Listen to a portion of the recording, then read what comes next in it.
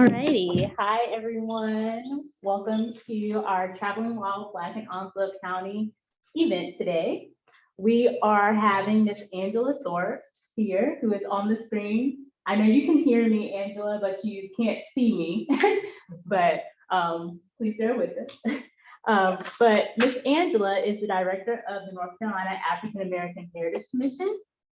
She is the first African American historic interpreter at the James K. Polk State Historic Site in Pineville, North Carolina, and she worked to attract diverse audiences through inclusive programming and leading community engagement initiatives. Ms. Thorpe has also written on museum professionals, public history, and race for the National Council of Public History. She has also spoken on diversity and inclusion in museums and cultural institutions, community engagement, and African American heritage at conferences and symposiums. She was awarded a Diversity and Inclusion Fellowship by the American Alliance of Museums in 2016. And we will give the floor to Ms. Thorpe as she speaks about the North Carolina Green Book Project. Thank you. Thank you so much, Kayla, and good afternoon, everybody. I'm so sorry I can't be there with you in person, and I'm so sorry that I cannot see you, but I can hear you, and that makes me so excited for today's talk. So again, thank you for having me. I'm going to go ahead and just get myself situated and share my screen, and then we will go ahead and dive right in.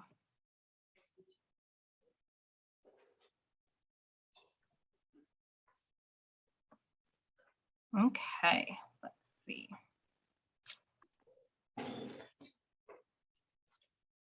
Is everybody able to see that? Just give me a yell. Yes. Okay, awesome, great. So today we are going to be talking about the Green Book in the region of the state that you are in. And my researchers for the Green Book Project, when they first started this work way back in 2017, kind of titled that region the Tidewater. So again, that's what we're going to be talking about today. I am going to talk to you a little bit also about what the Green Book is, who is behind it, and then we're going to talk about some of the Green Book sites that are in your area. And part of what is very exciting to me about today is that we're not just going to talk about the buildings, we're actually going to talk about the people behind them and some of the larger impacts that they made in communities that you may be familiar with. We've got a lot of ground to cover, so I'll try to hit as much as I can while allowing time for question and answers. So, first question, what was the Green Book? Well, the Green Book was a travel guide for African Americans that was published from 1936 to 1966. And I switched my screens pretty quickly, so I'll go back for just a moment. You can see the covers of what some different editions of the Green Book looks like. The Green Book is very, very small, so it's meant to be travel size, it's meant to be portable. And because it's published year after year after year, they're actually pretty, not very durable, right? Because they were actually meant to be disposed of. That is part of what makes Green Books so hard to find today and so rare. Again, it was published for 30 years during the Jim Crow era, and it was really designed to help African Americans along their travels find safe spaces or oasis spaces where they could be serviced. Several editions included locations in countries outside of the United States, so there were international versions. So you see the Green Book featuring sites in places like Canada, Mexico, Haiti, Guatemala, France, and Nigeria. In terms of how one might get their hands on a Green Book, it was sold at select service stations across the United States. It was also distributed by civic groups, and you could get your hands on it by mail. The earliest edition of the Green Book sold for 25 cents, so just a quarter, And later editions cost close to $2, so about $1.95. And in North Carolina, 326 sites were listed in the publication during its 30 years of being published. So what type of businesses were listed in the Green Book? Again, I can't see you, but I can hear you. So I'd love to hear your thoughts. What type of businesses do you all think were published in the Green Book?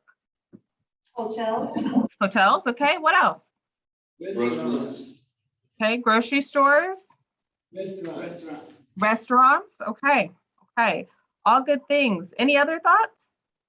Hair salons, beauty salons. Hair salons, beauty salons. So honestly, at this point, we could switch seats because you all are Green Book experts. All of the things that you all noted were absolutely featured in the Green Book. So we see hair salons, tailors, beauty parlors, restaurants, taverns, hotels, tourist homes, all in any number of businesses that you might be able to imagine were published in the Green Book. Service stations, gas stations, a number of businesses. And that name, Green Book, comes from this gentleman, Victor Hugo Green, who was the lead publisher of the Green Book. And really, the Green Book was his brainchild. Mr. Green was a postman in New York City, and really through word of mouth heard African Americans need to have something like a Green Book in their hands. And so again, he was the lead publisher of the Green Book. And you can really think of Mr. Green as the face behind the Green Book, or the face of the Green Book, but there's somebody else behind it as well. And that is his wife, Miss Alma D. Green. Miss Green was integral to the Green Book. She actually led an almost all women editorial team. So these women were responsible for editing entries in the Green Book, for harvesting entries in the Green Book. And when Mr. Green passed away, Miss Alma Green took the reins of publishing the Green Book. So again, I would be remiss if I did not raise up a woman, and a Black woman, who was critical to the Green Book and its success. Okay. So I've put a couple of sort of excerpts from the Green Book here. We're going to take a little bit of time to look inside the Green Book, but I'm going to give you some space to try your best to read these excerpts that you see. And tell me, what can we learn from these messages that you see on the screen?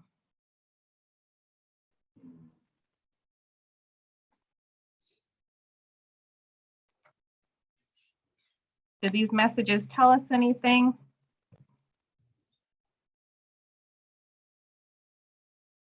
There's a subliminal message. Careful. Okay, great. So these messages are almost like a warning. Something that sort of jumps out at me when I'm looking at that little section that says information, it's really encouraging people, encouraging African Americans, plan out your route before you go. It is so important before you hit the road to know exactly where you're going and exactly the places you can stay that are listed in the Green Book, again, for safety. So we're just going to take a little peek inside of the Green Book, just so you all can see what it would look like if you opened it, and specifically what it might look like if you opened it to the North Carolina section. The Green Book was arranged by state and then alphabetically by city, as you can see here. So you might see some cities that you're familiar with.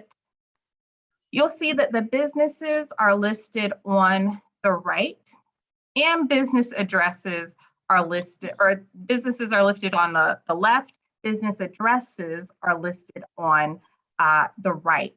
And again, some of these streets, some of these places you might be familiar with. Sites where you see a star beside them come highly recommended from the Green Book editorial team. So it's almost like a Google or a Yelp review of today. Again, these are places where they've received rave reviews from their visitors. Those visitors have communicated that information to the Green Book editorial team, and the Green Book editorial team is recommending those to these folks who are using the Green Book to travel. Okay, so let's continue on. In your region of the state, we have several Green Book sites, and we're going to be talking about some of the Green Book sites that I've bolded. So Beaufort County, Craven County, Pasquotank County. You'll also note that New Hanover County had a lot of Green Book sites, 50 to be exact. So again, in this region of the state, we have 57 Green Book sites. So I'm sure some of you are raising a question, where are the Green Book sites in Onslow County? We are not sure. For any number of reasons, a city or a county may or may not have Green Book, have businesses listed in the Green Book. I want to make clear that just because a Black business is not listed in the Green Book does not mean that it's not incredibly important to the community, or does not mean that it doesn't exist. We see actually in a number of cases in some cities in our state that are known to be safe spaces or enclaves for Black people, they don't have a lot of Green Book listings. Durham is a pretty good example of that. Their listing of Green Book sites is pretty low in comparison to some other spaces and places in our state. Another thing that this could signal to us is that some places were understood to be unsafe for African Americans to travel to. And so that might lead to why some cities and counties in our state might have 0 Green Book listings. Again, that's a signal this is not a place that is safe for you along your travels. The third thing that I will note is that we do not know everything. So we have tried to be very, very thorough in our research, but sometimes we miss things. And so if you know of something different, if you know that a Green Book site in your city or your county was indeed listed in the Green Book, do let me know so that we can add that to our records and our databases and make sure that we are sharing accurate information. So again, we are going to be taking a look at 3 different communities across the state and taking a look at those Green Book sites and looking at the people behind them.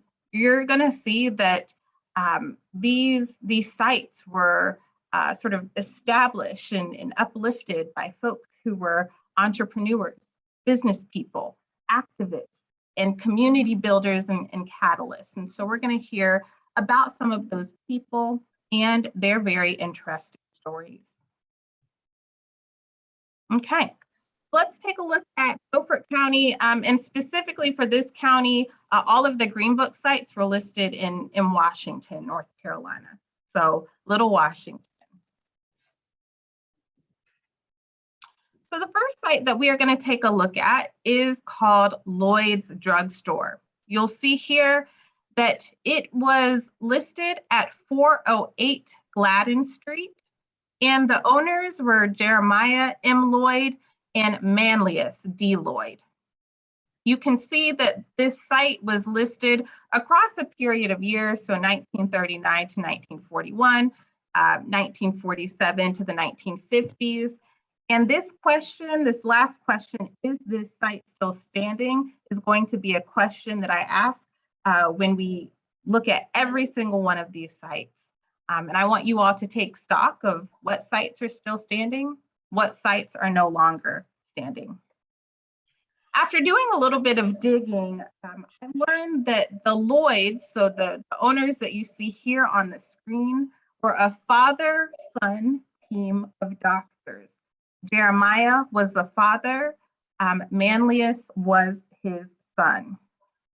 Jeremiah was born in Elizabethtown, North Carolina, sometime between 1863 to 1865, and he practiced medicine in Elizabethtown and Washington. His wife was named Ella, and she was a high school teacher. Manlius was also a doctor in Washington, and he was born in 1894.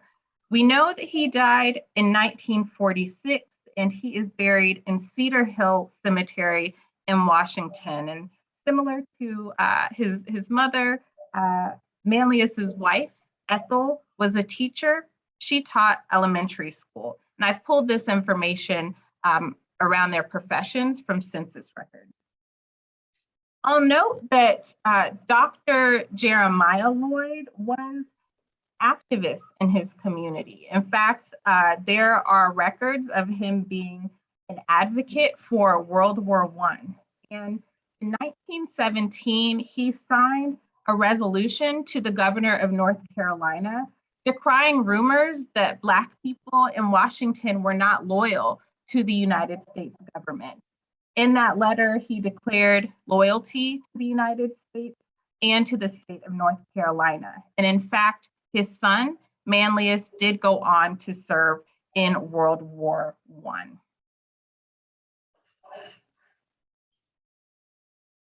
That is a view of the location where Lloyd's drugstore once stood.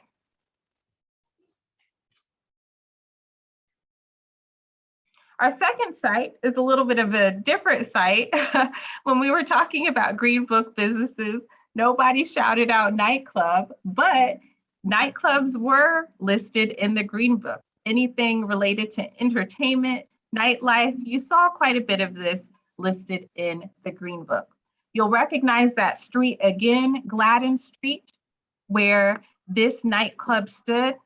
Not quite sure of who the owner was, and it was listed for just a single year. Again, we're not quite sure why. Once again, our question, is this site still standing? It is not. I'd love for you all to just think about, to kind of ponder, why might something like a nightclub be listed in the Green Book? That's something that makes me smile. I'll note for you that according to local Washington historian Lisa Jones, the stretch from 2nd to 6th Streets on Gladden Street was called Little Harlem by many people who lived in Washington because several New York business owners had stores and restaurants on this stretch of Gladden Street.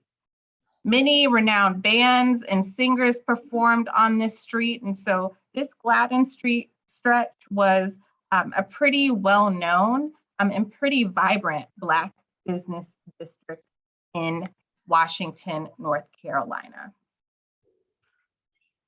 We take a view of where the site of the Starlight is today. This is what it looks like.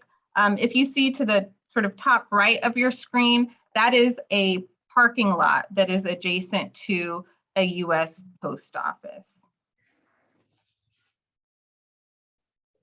Okay, so we're gonna now transition to Craven County, and we're gonna take a look at a couple of Green Book sites in New Bern, North Carolina.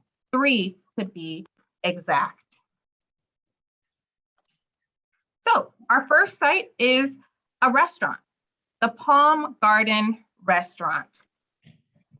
It was listed at 192 Broad Street in New Bern, and the owners were George Downing and Walter A. Gadet. If you see here, this little picture on the right, that is something that we've pulled from a city directory. And so you can see right here that it lists George and Walter as the owners of that Palm Garden restaurant on 192 Broad Street. You'll see that the restaurant was listed for a couple of different years over a couple of different periods. So 1939 to 1941, and 1947 to 1949. This restaurant stops appearing in city directories around 1951. However, there's another restaurant that pops into city directories not long after called Downing's Cafe. And that cafe eventually was located on Queen Street in New Bern. And it remains on Queen Street and remains in city directories up until the mid-1960s. So one of our questions here at the commission is, what happened to the Palm Garden restaurant? Did it go out of business? Did it sort of become combined with Downing's Cafe? Was maybe Downing's Cafe more lucrative and they closed the Palm Garden? We're not quite sure. It is possible, however, that the Palm Garden or the building that housed the Palm Garden restaurant was destroyed in the 1950s. We do know that the city of New Bern received federal highway aid in the 1950s to widen Broad Street, which some of us understand is part of US 17. This highway project caused many African American businesses in that Black business district to close and ultimately be demolished. And so again, we still have some questions. Perhaps the Palm Garden closed as a result of this highway project, and perhaps Mr. Downing just ultimately decided to open another restaurant in another location. To that point about how highway projects affect our communities and can affect businesses like the Palm Garden, I'll give you a view of what the site of this restaurant and those businesses nearby look like today. A traffic circle.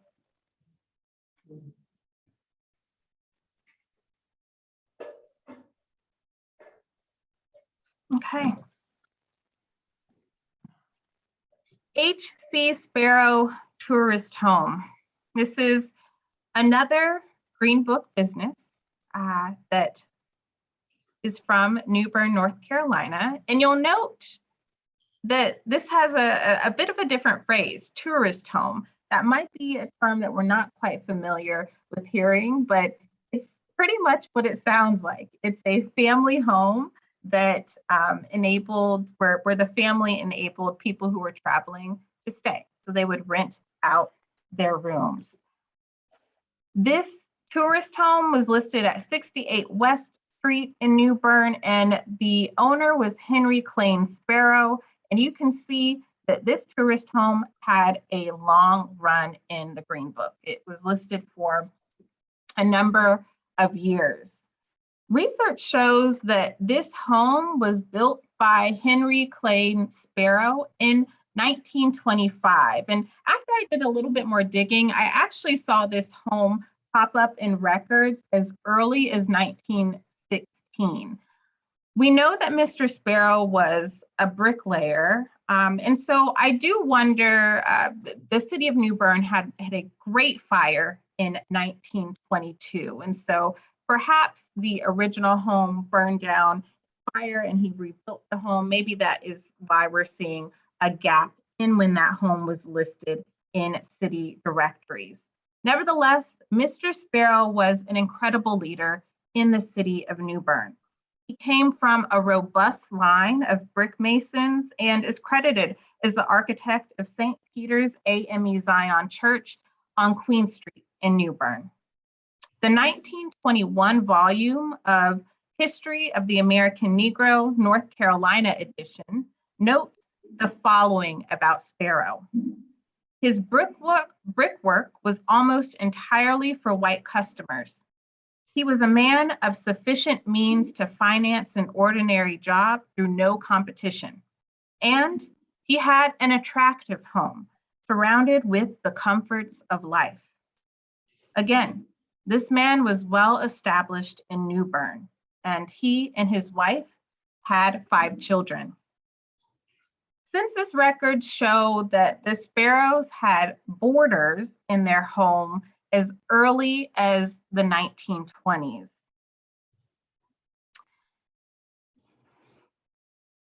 So again, this is a place that was understood as a safe space for people to come. A fun fact about Mr. Sparrow, I put this image on this screen very intentionally. He might look familiar to you. He might look like somebody who sits on the Supreme Court of North Carolina. Justice Michael Morgan is a descendant of Mr. Sparrow. So when we talk about these sites and we talk about legacy, again, one of our Supreme Court justices in this state is the legacy of this well-established brick mason in New Bern, North Carolina, who created safe spaces for people to come. Another group of folks who created safe spaces for African Americans to lodge in New Bern. Oh, before I go there, you can see his home again is still standing today. This is an image that's as early as 2019. And again, it's still there today. You can see that beautiful, beautiful brick. It is a large home. It is stately. Again, a very well-established man in New Bern. And this home certainly would have enough space for visitors to lay their heads for a good, safe night's rest.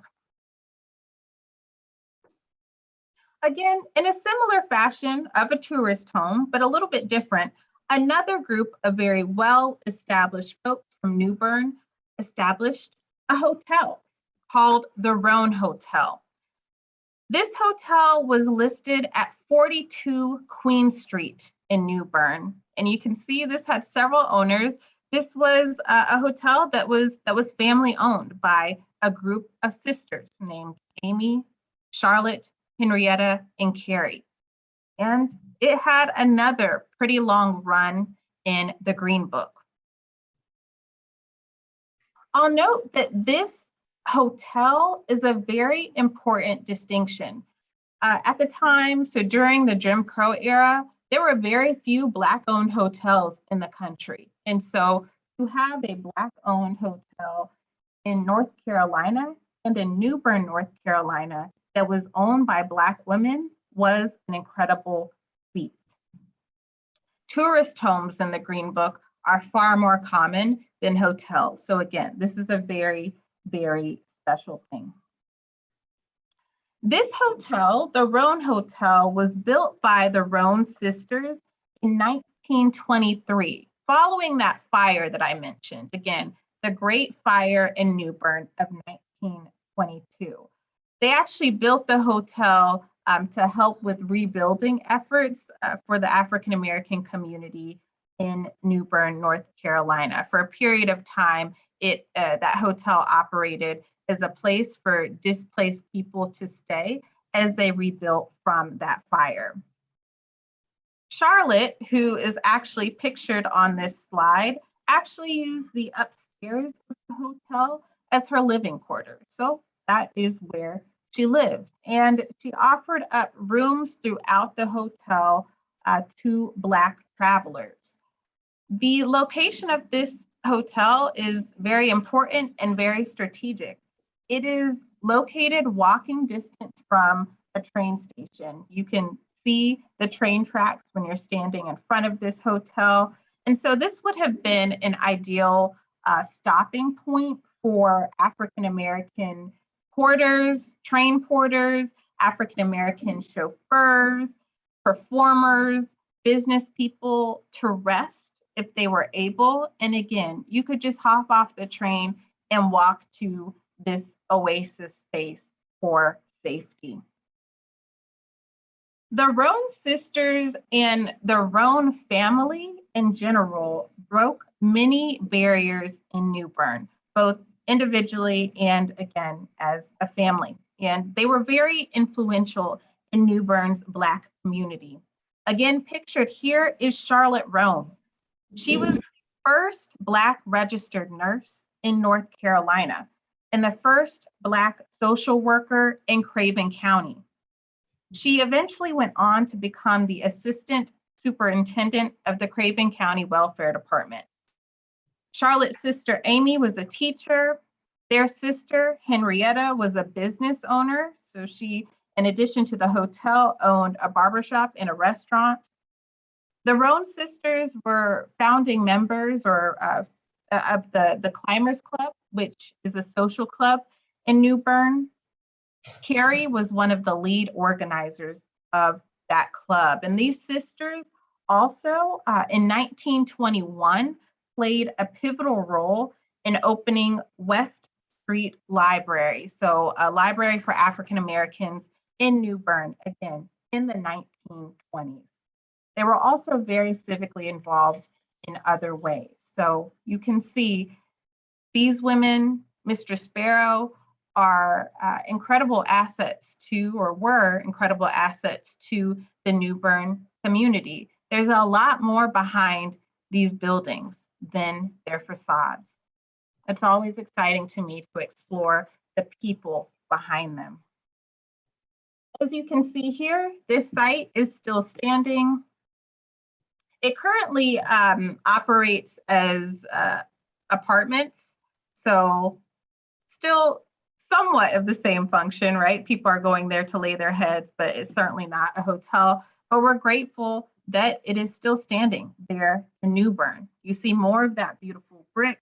And I'll note that the Sparrow Tourist Home and the Roan Hotel are among two of the only Green Book sites in our state that are still standing. At last count, of those 326 sites, 63 in our state are still standing. Again, New Bern is home to two of those sites, and many of our sites remain in danger to this day. When I began this work in 2017, there were about 66 Green Book sites that were still standing. So we've lost some in recent years.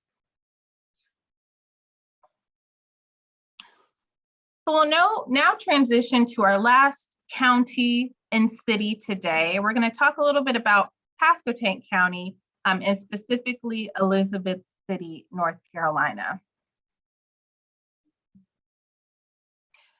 So the first site that we're going to talk about is Smalls Service Station. This is a place that we don't know a ton about, but you can see here that it was listed at the corners of South Road and Roanoke Avenue.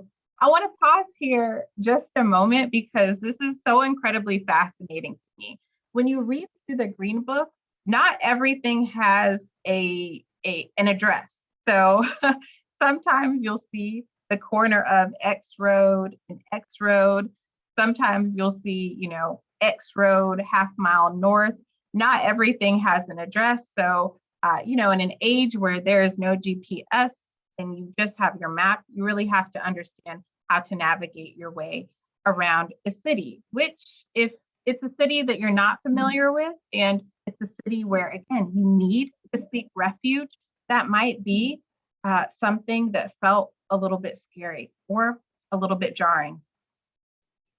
This service station is no longer standing, and we're not quite sure who the owner would have been. And you can see that it was listed for 4 years. The two sites that we're going to talk about in Elizabeth City today, you'll see that I put a little green star beside, so you can see what this looks like in an actual Green Book listing. Elizabeth City is there with a tavern that we're going to talk about in just a moment, and Smalls Service Station, that again is listed at the corner of two streets.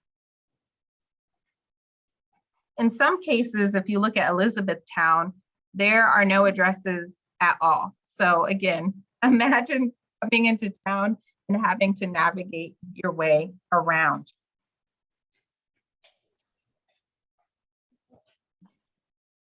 This is a screen grab of the approximate location where a small service station would have stood.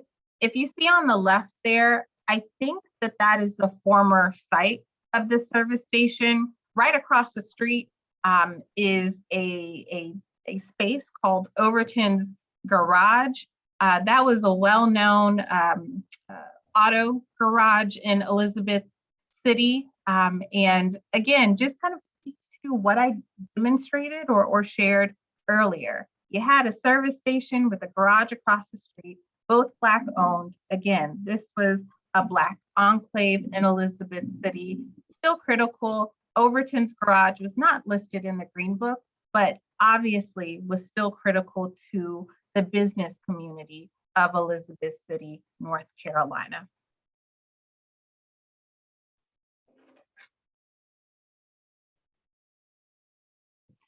The next space that we're going to look at today is called, or was called, the Blue Duck Inn. This inn was listed as a tavern, so a place where you could go to get some good food, some good drinks, maybe do some dancing, and it was listed at $404.50 clearing house. The owner was Henry Clyde Hargraves, and you can see that it was listed for a number of years. And I love the ad that we see here on this slide. This sounds like a place where I might like to go. You can see it's a place where good people get together. There's dining, there's dancing every night. And so this might be a place that was fun to hang out at. Henry Hargraves himself was a very prominent businessman in Elizabeth City. He was also a barber, and so he owned a barber shop, Keystone Barber Shop. So again, Blue Duck Inn was not his only enterprise. And the barber shop was not only, his enterprises did not stop at the Blue Duck Inn and Keystone Barber Shop. There's more. Hargraves was very committed to serving Black people and their recreational needs. In 1929, he purchased 80 acres of property on the Outer Banks just outside of Duck. And he purchased that 80 acres with 2 other men. He transformed his third of the property into Hargraves Beach. This was a beach with a nightclub, and it was geared towards working class Black people. Now, this beach and the nightclub that was on it and the other buildings that were on it burned to the ground under mysterious circumstances in the 1930s. And this is not just the story of Hargraves Beach. We see this in Black coastal towns and Black beaches across North Carolina's coast quite often in the 30s. You might be familiar with Shell Island, which also burned under mysterious circumstances around the same period.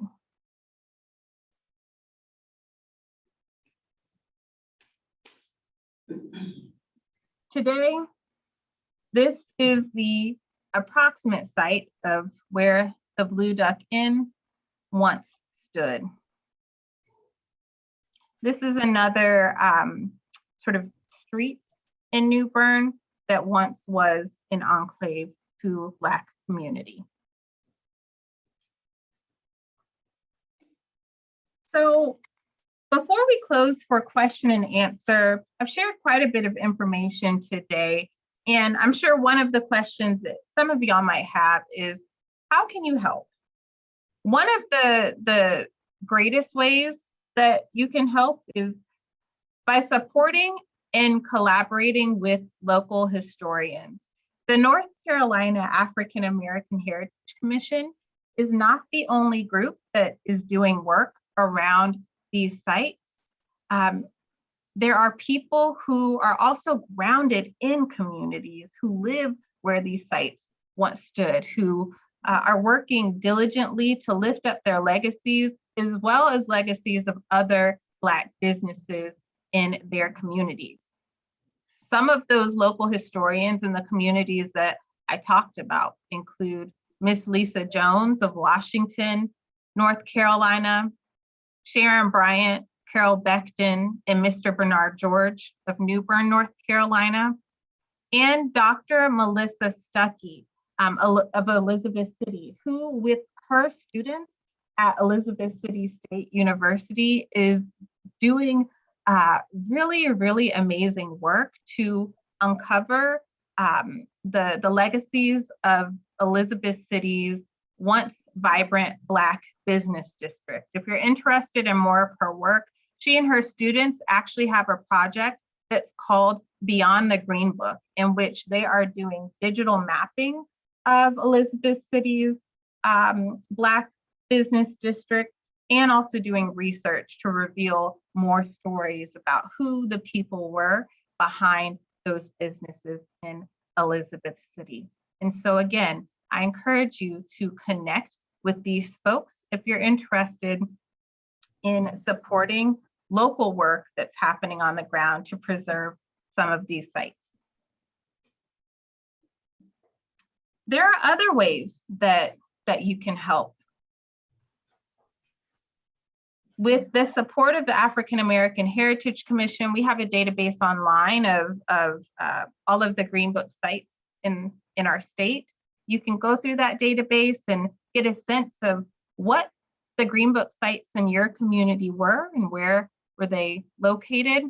You can work with local historians and local groups to preserve their history and to advocate for their preservation. A really great example of what that work looks like outside of Dr. Stuckey's work at Elizabeth City is Magnolia House in Greensboro, North Carolina, where there's been a lot of local advocacy, and that house is now thriving. Similarly, the Excelsior Club in Charlotte, North Carolina has received a lot of advocacy. It is in the hands of a developer, but a developer that's going to treat it with care. You can work with your local historic preservation commissions to preserve these sites as well as the State Historic Preservation Office, where I have some colleagues. Another great way to help these Green Book sites is to raise awareness. And one of the best ways to do that is to host a community open house or host conversations like the one that you and I are having now that will make people aware of these sites that are in their communities. Finally, it is never too much to host an event or start an ongoing program or project about Green Book sites in your community. I'll note one more way some communities are working to preserve and commemorate their Green Book sites. Kinston, North Carolina has actually started a Green Book marker program in which their local African American Heritage Commission is putting up historical highway markers or historical markers to Green Book sites in their community. So there's a lot that you can do to raise awareness, and there's a lot that's happening across the state on the ground to raise awareness of these sites. To close, you've heard this project referenced, but again, I'm delighted to be with you here as the director of the North Carolina African American Heritage Commission. And I came into Green Book work through a grant. So a grant from the Institute of Museum and Library Services called, that we now call the North Carolina Green Book Project. This grant ran from 2017 to 2020 and allowed us to do this deep research on these Green Book sites. So as a result of the grant, there's a web portal with a lot of resources and materials that you can access. There are 2 identical traveling exhibits that are traveling across the state that you can visit. And if you're not able to see that exhibit in person, a digital version of that exhibit is available on the Commission's website. The work with the North Carolina Green Book Project is not done. This work certainly takes a number of things, including funds. And so I'm really happy to share that we recently received a grant to continue growing this work. And so some of what you can expect from us in the next couple of years might be a Green Book marker program. We're going to put together a better digital map of Green Book sites across the state so that there's a better representation of where those sites are in our state, and a couple of other things. But the commission is one player in this constellation of people across the state that is working to preserve the history of these sites in our state. So I am so honored to join hands with people like those I mentioned on a couple of slides ago, and just really delighted again to speak with you today and share a little bit of knowledge of a few Green Book sites that are in your area. If you'd like to learn more about the North Carolina Green Book Project or connect to some of the resources we've got, we've got educator resources, videos, essays, you can go online to aahc.nc.gov/greenbookproject to connect. So I think we've got time for a couple of questions and answers. So I'll close out of my screen. Thank you all for listening so intently today and for interacting with me. This has been really fun.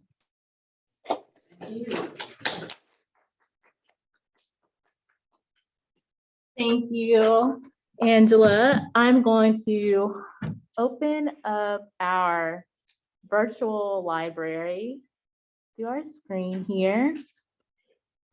And for anyone that has questions, if you would come and stand here, and you can see Ms. Angela.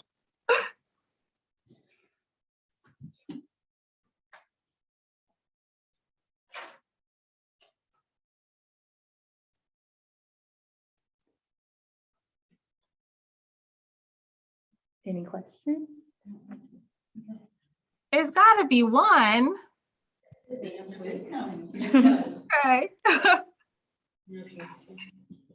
Hi. Hi, my name is Dawn. I'm a teacher's assistant here in Jacksonville. Thank you for the information. It's very interesting. I've lived here 7 years, so this is the first time that I've actually come to, like this past few Saturdays, I've been coming to listen to the information. It's very insightful. My question is the two, the hotel and, yeah, I forgot the other, that's what I was trying to keep it on my phone. The tourist house. The tourist house, do they have markers in front of them giving a little bit of a synopsis, like, the year and all that kind of stuff? Mm-hmm. Yeah, that's a great question. They do not currently. So that is something that would be a great project to explore. There's a local African American Heritage Commission in New Bern. There's a couple of other groups that work pretty diligently to put up markers across the city of New Bern. One of those groups is led by a gentleman that I mentioned, Bernard George. And so, yeah, I think that's a fantastic idea, and I would be happy to tap him just to explore whether or not that's something that his group is interested in taking on. Because Ms. Dawn, your question really, I think, is important in that there should be something in front of those spaces letting people know what they are. Right. Because maybe they haven't come out and joined, like, something like this, but if they're like in passing or walking, and then they can read it, and then maybe it'll spark some more interest or curiosity of, let me learn a little bit more about this house or this, space. Yeah. Well, thank you for that question and for that idea. And again, I'm taking that on as homework. You see me arranging my notes here. I'm going to write it down to reach out to Bernard to see if, yeah, that's not something he might be interested in taking on. Thank you so much, Dawn. Yeah, you're welcome.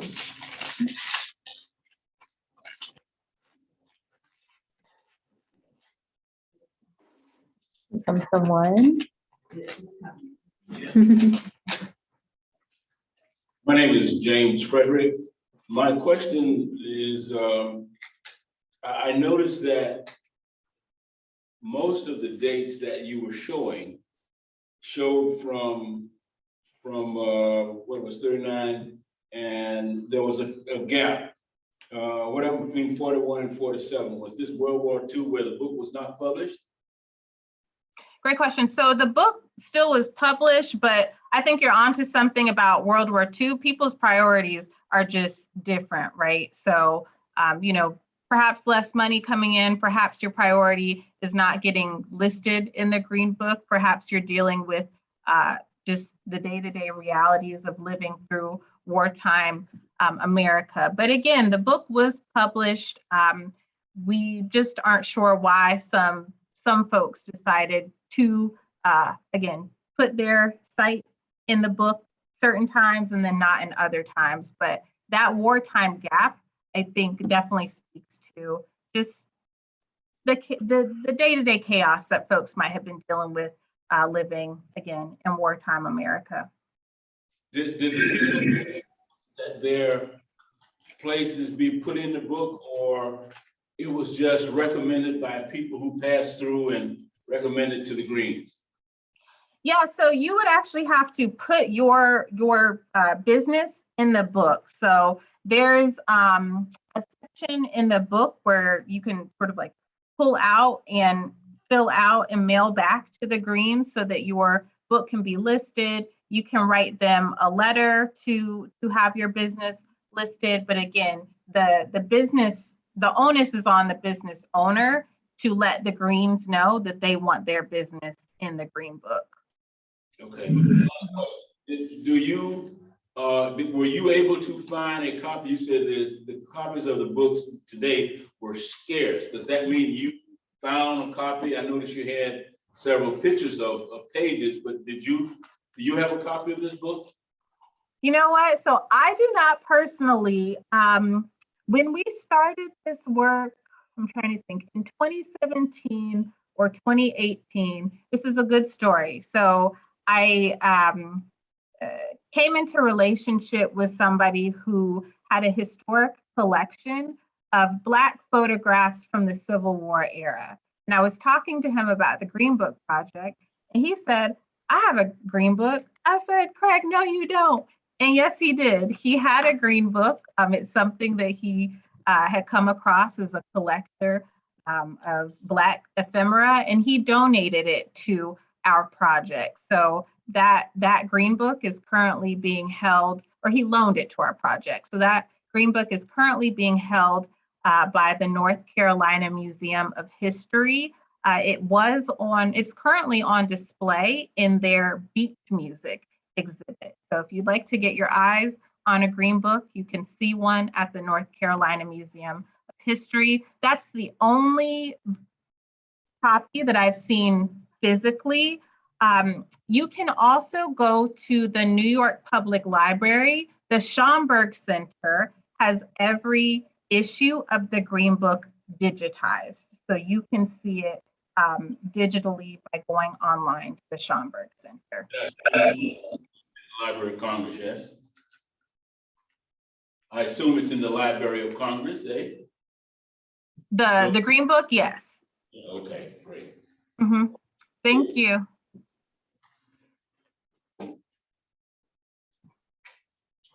Hi. Hello, I'm Gloria Frederick. I'm curious about something. In the Green Book, at least what you were talking about, they didn't mention colleges. And I'm aware that very often, as African Americans were traveling, some colleges and universities opened their doors and were safe spaces. But were they ever included in the Green Book at all?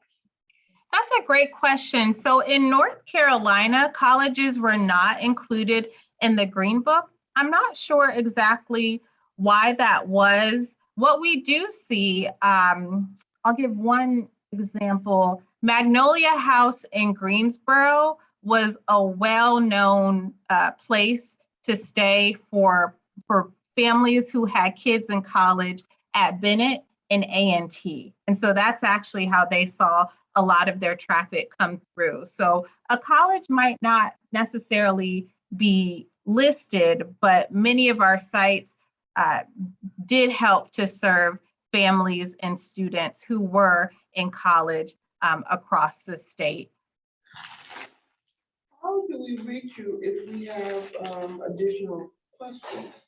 That's a great question. I can put my email address in the chat here. Kayla, if I put my email address in the chat, can everybody see it? Or is this something you'll need to email out? You can put it in the chat and it'll pop up and then I'll email it. Okay.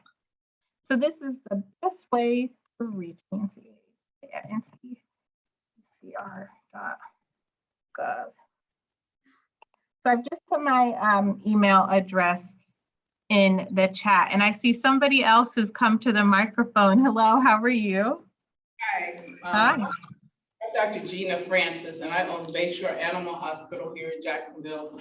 And we also have a doggy daycare, boarding and grooming facility. So I guess back in the day, being that I'm a Black-owned business, maybe I could have been listed there for people to board their dogs while they were traveling. My question to you is, my late father was a Montfort Marine. I used to hear him talk about a hotel or a restaurant here in Jacksonville called the TikTok, I believe it was. And there was also a Black USO here in Jacksonville. Do you know, if I looked through some of the books here, do you know if there were any businesses in Jacksonville that were listed in any of the Green Books? Yeah, so as far as our records show, no, nothing in Jacksonville. You said that those restaurants or the spaces were called the TikTok and the USO. There was a Black USO. Black here. USO. Yep. So again, as far as we know, based on our research, nothing in Jacksonville. That's one of those things where we don't quite understand why.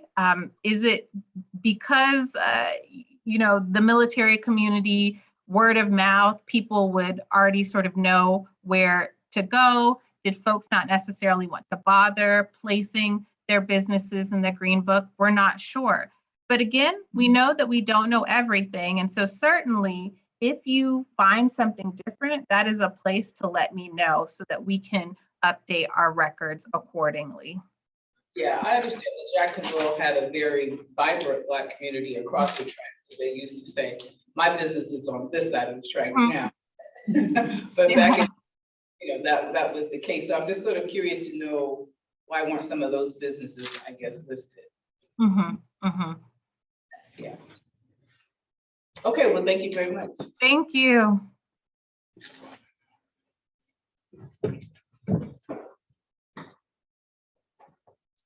Hey. I have a question to the lady that just spoke. You said back in the day, how far back are you talking? Well, I'm 63. Right, So my memory goes back to the 60s. okay. Yeah. But your parent, Well, my father came to Onslow County in 45.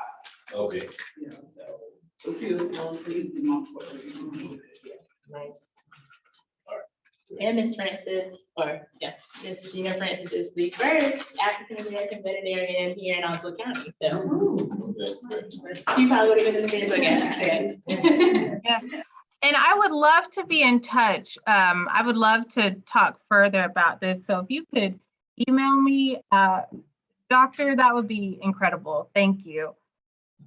Thank you. One other thing, the you didn't catch it when it came up. Okay. I'm sorry, I didn't get it. See, I will say it out loud Okay. also. It is ncAAHC@ncdcr.gov. Mhm. Would you like for me to repeat? I would. ncAAHC@ncdcr.gov. Thank you, Kayla. And would they need to add your name in the subject, or do those go directly to you? No, those go directly to me and the rest of the commission staff. So I'll get it. Well, great. Thank you. A hand clap for Angela.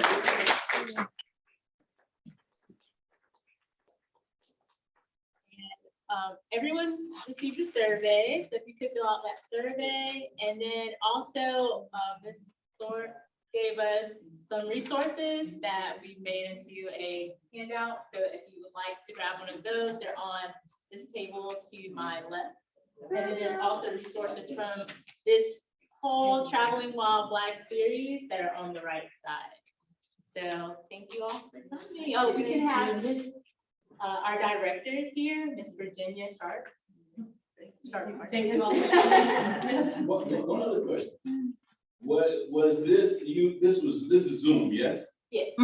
It's being recorded, and if so, can we hear it? Can we replay it? Yes, it is being recorded, and the library, Mr. Matt Mano is the marketing specialist, and he will place it somewhere on our digital space, Okay. possibly. And also, if you go to homegrownnc.org, all of the presentations are uploaded there, or will be uploaded there. You said homegrownnc.gov.org. Thank you.